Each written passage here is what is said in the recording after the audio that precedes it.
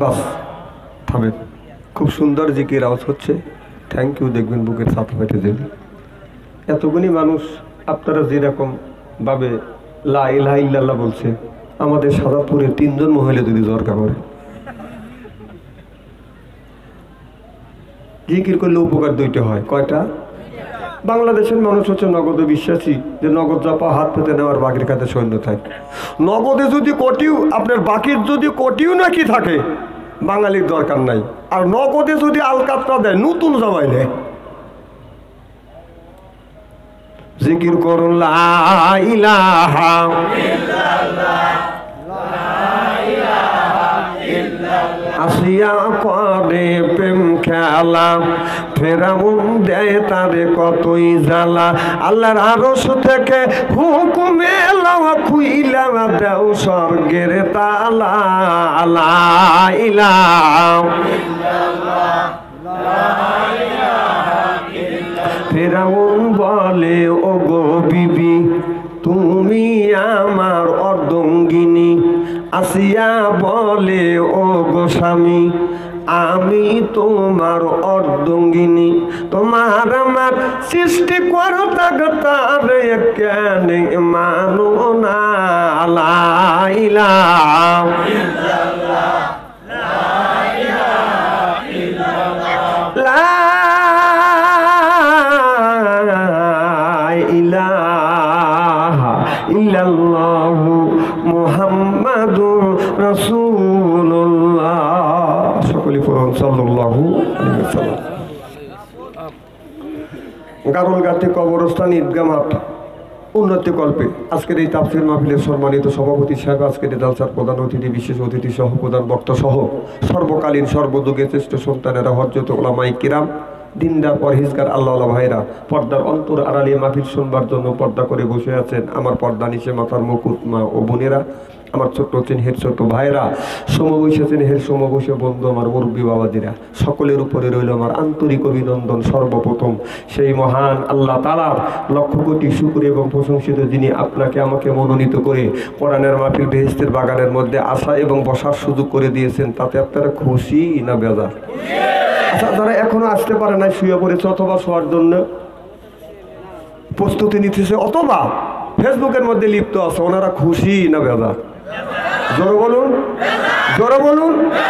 জি না, ওরাও খুশি। ওরাও বলতেছে যারা কোরআনের মাহফিলের মধ্যে গেছে ওরাই ঠকছে, ও ঘুম পাচ্ছে, অথবা ফেসবুকের মধ্যে লিপ্ত আছে ওই দিচ্ছে।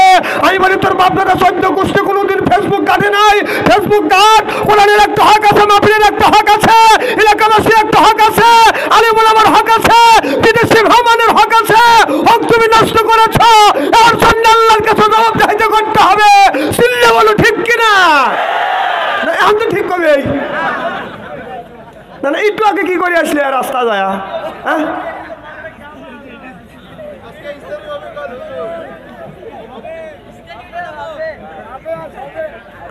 আমার কথাকে ওভারটেক করেন না। যে আল্লাহ পাক মনোনীত করে, অনেক মানুষ আছে যে আজকে কবরস্থানের মাহফিল, ওখানে আজকে যাবো কে? আজকে না যাবো ওই দিন যেদিন একবারে মরবে, সেদিন এসে না ব্যক্তি দিয়ে থাকবে এরকম করে। এখন তুমি আসবে না। আজকে তোমার বাবা মারা গেছে, দাদা মারা গেছে, দাদি মারা গেছে, নানা মারা গেছে, নানি মারা গেছে, তারা কবরের মধ্যে এতিমের মতো শুয়ে আছে, আর তাদেরকে তুমি ঠকাচ্ছ। তুমি যদি মারা যাবে, তোমার ছেলে মেয়েরাও কবরস্থানে আসবে না, তোর জন্য দোয়া করবে না। সরকার ঠিক কিনা? ঠিক যদি হয়তো তালিকায় গ্রামের লোক শুয়ে থাকতো, এখন তো না কবেই, কিন্তু সে লোক আসবে না, তাক তো তুমি বলতে পারবে না।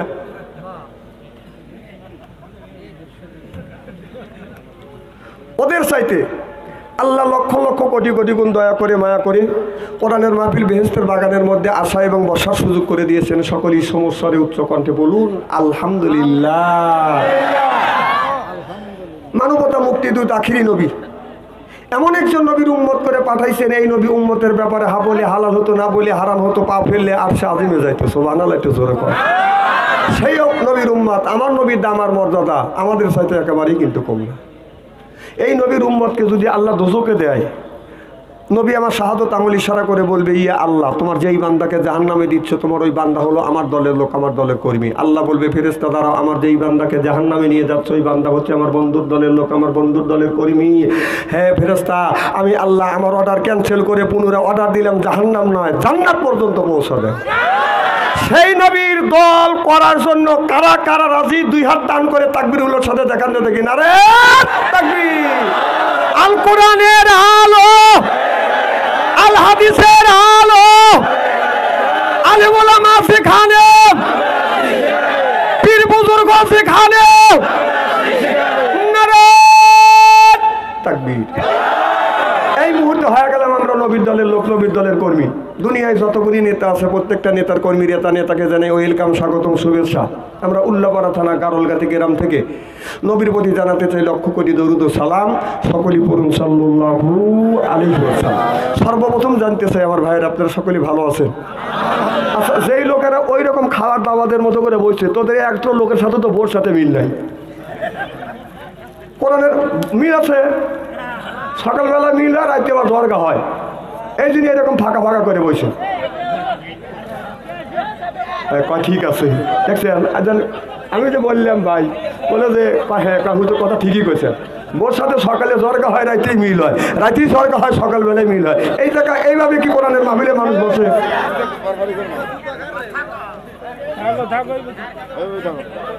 আচ্ছা, আপনারা উঠলেন না 4-5 জন, আর ওই যে লোকটা ছেলে নিয়েছে এই লোকটা একটু পরে করবে ডিস্টার্ব, আপনি ফাঁকে থাকেন, মাঝখানে বসে উঠে চলে দেবে। যদি জান কাকা আমার ছেলে কাঁদতেছে, আসলে ছেলে কাঁদে নাই, ও ঘুমাচ্ছে, অথবা ও চুপ করে কোরআনের কথা শুনতেছে, উনি সিমটি দিয়ে কান দেবে, উনি চাপিয়ে দেবে, 2-4-5 জনে ক্লিয়ে দেবে। আপনি এক সাইডে থাকেন, আমি আপনাকে চিনি।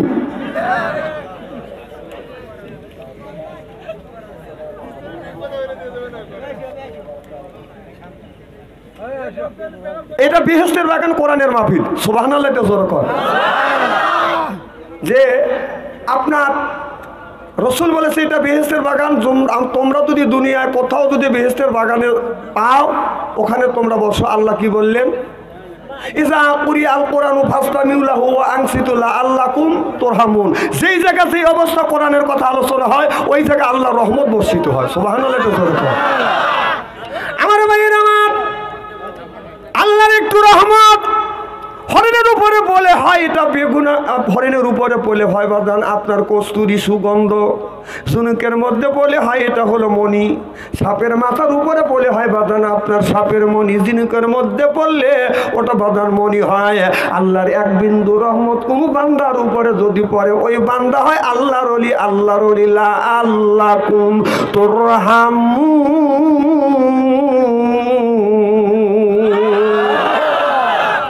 আমরা যারা আজকে কোরআনের মাহফিলের মধ্যে আসছি আল্লাহর বান্দা, করবো না কোনো রকমের দান্দা, কোরআনের সাথেই থাকবো বাদান বান্দা, কোরআনের সাথে, কোরআনের জন্যই হলো কান্দা, এই জন্যই হয়ে গেছে আল্লাহর বান্দা। আমরা যারা কোরআনের মাহফিলের মধ্যে আসছি আল্লাহর বান্দি, করবো না কোনোদিন স্বামীর সাথে ফন্দি, কোরআন হাদিসের কথা শুনে বাড়িতে চলে যাবো হইয়া আল্লাহর খাঁটি বান্দি। আল্লাহ বলে বান্দা তোমরা যদি আমার ইবাদতকারী হও ফাদখুলি ফি ইবাদি ওয়াদখুলি জান্নাতি।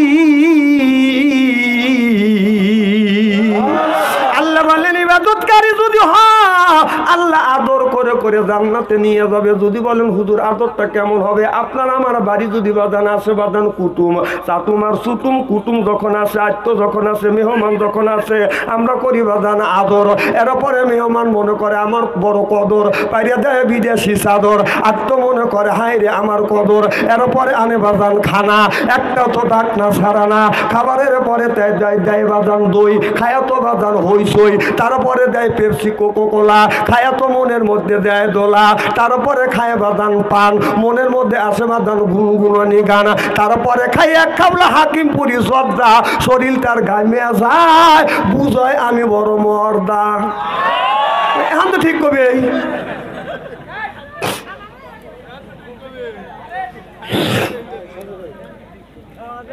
আল্লাহ বলে বান্দা কুরআন শরীফ ধর, বসে বসে পড়, তারপরে তুই মর। আল্লাহ বলে আমি কি আর তুই পর কিয়ামতের ময়দানে আমি আল্লাহ তোমাদের বানা দিব হুরপরিদের ভর। চিল্লাখন আল্লাহু আকবার, নারায়ে তাকবীর, আল্লাহু আকবার। এই মানুষের এই তাকবীর। এই যে সামনে ইলেকশন আসছে, অপেক্ষা করে। ছোটবেলা দেখছে ইলেকশন সময় জোরসে বলো, আরো জোরে, ভাত খাও নাই, কাপড় খুইলে। আজকে যে কোরআনের মাহফিল, এখন তো কথা বের হবে না। আল্লাহর নবী আখিরি জামানার পয়গম্বর মুহাম্মদ রাসূলুল্লাহ সাল্লাল্লাহু আলাইহি ওয়াসাল্লাম এইভাবে বাদান সাহাবীদের নিয়ে বাদান আলোচনা করতেছে, কোরআনের কথা বলতে বলতে এক সময় এক কথা নবী বলে ফেললেন, ও সাহাবীরা একটা কথা তোমরা সুন্দর করে শুনে রাখো, জানে রাখো, অন্তরের মধ্যে গাইতে রাখো। তোমরা যারা বুড়ো হইছে, দাড়ি পেকে গেছে, চুলগুনি পাইকে গেছে, গায়ের চামড়া ঢিল হয়ে গেছে, এই মানুষ কোনোদিন আল্লাহর জান্নাতে যেতে পারবে না, যাওয়া সম্ভব না। জনগণ ঠিক কিনা? এখন আমরা যৌবন বয়সে বাজার নামাজ পড়ি না, আমরা এমন সময় বাজার নামাজ পড়ি যে সময় আমরা বাতিল হয়ে যায়। আমাদের অফিস আদালত থেকে বাদান বাতিল হয়ে যায়, মাঠের থেকে বাদান বাতিল হয়ে যায়। বসতে গেলে বাদান আপনার ইসিস করে বসি, দাঁড়াতে গেলে বাদান আপনার এমা এমা কয়া বাদান দাঁড়ায়। এরপরে যখন গায়ের চামড়া বাদান ঢিল হয়, মাথার চুল যখন পাকে যায়, গায়ের চামড়া হয় ঢিল, বুড়া বয়সে যা মসজিদে যায় আল্লাহর সাথে দেই মিল। যৌবন বয়সে নামাজ পড়ি নে, বুড়ো বয়সে মসজিদে যায় কাইসে কুসে পাইদে পুদে, কেলায়ও না কেলায়ও না। এইরকম বয়স একদিন তোমারও হবে।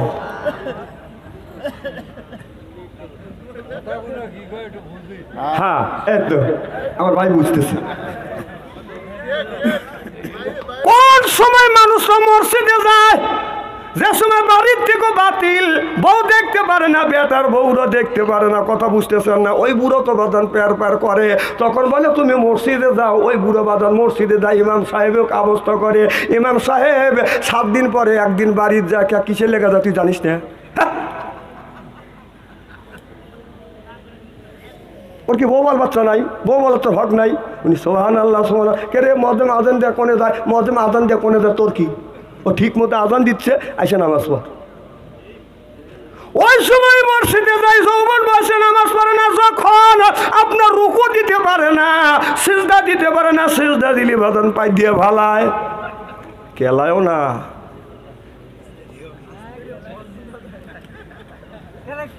একদিন আসবে সবাই। হ্যাঁ, এই দিন আসবে, এই দিন আসবে। না না, যারা ছোটোর থেকে নামাজ পড়ে তারা তো পড়েই। আর এমন সময় নামাজে আসে যে সময় সব জায়গা থেকে বাতিল, ওই জায়গা যায় মসজিদে যাচ্ছি এরে বসে নামাজ পড়ে। বাউরে তোর নামাজ, ওর পেটেও আঘাত লাগলো না, শরীরেও আঘাত লাগলো না, তো বুড়ো বসে নামাজ পড়ার লাগা কে বলছে রে? নামাজ শুধু পারো, দাঁড়াইয়ে পারো, তা যদি না পারো বসে পারো, তা না পারলে শুয়ে পড়ো, তা না পারলে ইশারায় পড়ো, তা না পারলে বাড়ির থাক। তো মসজিদে সিয়ারে নামাজ পড়ে কাতার তো দেখা করবে কোচে কেটে, রাইট? কি বাবু হয়, খুব খারাপ লাগতেছে মনে হয়, তাই না? না না, যারা সিয়ারে আছে বলতে কে বাংলাদেশে এত মৌলানা রয়েছে, তাকে আনা বাদ দিয়ে বাচ্চা আনতে কান্ড কেটারে। তুমি যৌবন বয়সে নামাজ পড়লে না, এমন সময় নামাজ পড়ো যে সময় তুমি উঠতে গেলে পাইতে ভালাও, দাঁড়াতে গেলে আইকে ভালাও, ওই সময়। আরে ভাই, গ্রামের মানুষ আমরা, গ্রামের কথায় খোলামলা কথা বলতেছি, কি খারাপ লাগতেছে নাকি? আমার ভাইয়ের আমার, আল্লাহ নবী আখিরি জামানের পয়গম্বর মুহাম্মদ রাসূলুল্লাহ সাল্লাল্লাহু আলাইহি ওয়াসাল্লাম বললেন, বুড়া মানুষ, দাড়ি পাকা, চুল পাকা মানুষ কোনোদিন জান্নাতে যেতে পারবে না। আমার নবী এই কথা বলার শেষ একজন সাহাবী বাদান কাঁদতেছে। আমার নবী বলে, সাহাবী রে কেন তুমি কান্দো? সাহাবী বললেন, ইয়া রাসূলুল্লাহ, ইয়া হাবিবাল্লাহ, এই মাত্রই আপনার জবান থেকে আমি শুনলাম, আপনার শোনানো জবান থেকে বলেছেন দাড়ি পাকা মানুষ, চুল পাকা মানুষ, বুড়া মানুষ আল্লাহর জান্নাতে যেতে পারবে না। এই জন্যই আমি কান্তিছি গো নবীজি, আমি তো বৃদ্ধ হয়ে গেছি, মাথার চুল পেকে গেছে, দাড়িগুলি পেকে গেছে, গায়ের চামড়া ঢিল হয়ে গেছে। আপনি বলছেন বুড়ো মানুষ জান্নাতে যেতে পারবে না, এই জন্যই কাঁদতেছি। আল্লাহ নবী বলতেছে সাহাবীরে, আল্লাহ যদি এই মুহূর্তে তোমাকে জান্নাতে দেয়, তুমি কি জান্নাতে যাবা? সাহাবী বলে নবী গো, নামাজ পড়ি, রোজা রাখি, হজ করি, আপনার তরিক অনুযায়ী চলি, আল্লাহর হুকুম মানি, আল্লাহর জান্নাতের আশায় চিল্লে কোন আল্লাহু আকবার। আল্লাহ নবী বললেন তোমাকে জান্নাতে দিবে। সুবহানাল্লাহ। এটা সাহাবী মুস্কি হাসি দিয়ে বলি ইয়া রাসূলুল্লাহ আলহামদুলিল্লাহ, আমি তো ভয় পায়া গেছিলাম। আমার নবী বললেন সাহাবীরে ভয় পাওয়ার কারণ নাই, আল্লাহ যদি তোমাকে জান্নাতে দেয়, জান্নাতের মধ্যে তুমি কি চাও? সাহাবী বলি ইয়া রাসূলুল্লাহ, আমি বুড়ো মানুষ, বুড়ো মানুষের আর কত আশা আছে, বৃদ্ধ বয়সে বেশি কিছু চাই না। আল্লাহ যদি জান্নাতে দেয়, স্বর্ণের জন্য একটা বিল্ডিং দেয়, আল্লাহ নবী বললেন তোমাকে স্বর্ণের বিল্ডিংই দিবে। সুবহানাল্লাহ। সাহাবী মুস্কি হাসি দিয়ে বলে আলহামদুলিল্লাহ। আল্লাহ নবী বলেন সাহাবীরে আলহামদুলিল্লাহ বলে শুধু প্রশংসা করে শেষ করা যাবে না, আর কি কিছু তোমার মনে আশা আছে? বলে নবী গো, আমি বুড়ো মানুষ, আর কি চাবো? আর বেশি কিছু চাই না, স্বর্ণের জন্য একটা বিল্ডিং দেয়, হীরা কাঞ্চন মুক্ত দিয়ে জন্য একটা খাপ দেয়। আল্লাহর নবী বললেন স্বর্ণের বিল্ডিং দিবে, হীরা কাঞ্চন মুক্ত দিয়ে স্বর্ণের একটা সুন্দর একটা খাপ দিবে। সাহাবী বলে আলহামদুলিল্লাহ। আমার নবী বললেন আর কি কিছু চাও? বলে নবী গো, আর তো আমার কিছু চাওয়ার নাই। আল্লাহ নবী বললেন সাহাবীরে, মানুষ যখন জান্নাতি হবে, ওই মানুষটা যখন জান্নাতে যাবে, 70টা বউ দিয়ে তাকে জান্নাতে দিবে। যেই মেয়েদের বয়স হবে 16 থেকে 17, 17 থেকে 18, এর চাইতে বড় না, এর চাইতে কম না, 70টা বউ নিয়ে তোমার জান্নাতে যাইতে হবে। সাহাবী বলে নবী গো, আমি বুড়ো মানুষ, দাঁত পড়ে গেছে, দাড়িগুলি পাইকে গেছে, আমি বুড়ো বয়সে বউ দিয়ে দিয়ে আমি কি করব? আল্লাহ নবী বললেন বউ তোমার নিতেই হবে। আল্লাহ নবী বললেন বউ তোমার নিতেই হবে। সাহাবী বললেন ইয়া রাসূলুল্লাহ, ইয়া হাবিবাল্লাহ, আল্লাহ যদি জোর করে আমাকে বউ দেয়, এই বইয়ের হক আদায় করতে পারবো না, ছায়া ছায়া দেখা ছাড়া আমার কোনো পথ নাই।